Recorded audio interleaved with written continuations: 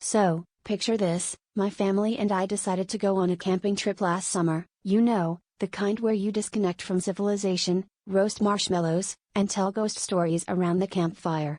My uncle, a self-proclaimed nature enthusiast and the kind of guy who insists on wearing cargo shorts even in winter, was leading the expedition. The first night, as we were settling into our tents, we heard something peculiar from the nearby pond, a sound that could only be described as a frog crooning like it was auditioning for The Voice. Naturally, Uncle Joe, with his profound love for wildlife and a collection of frog facts that could rival a herpetologist's, was thrilled.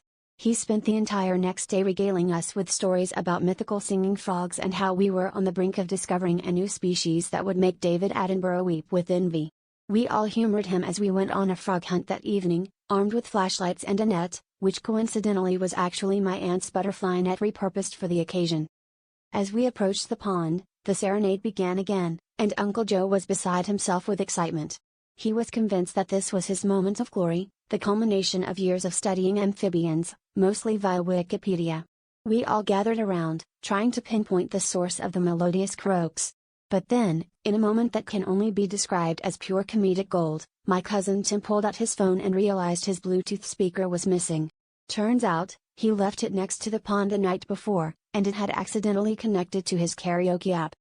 The whole thing unraveled like a scene from a slapstick comedy. Uncle Joe's face went from awe to confusion faster than you could say rivet.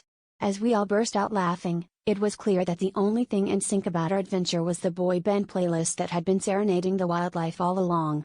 And that, my friends, is how we discovered the rare and elusive Justin Timberlake frog.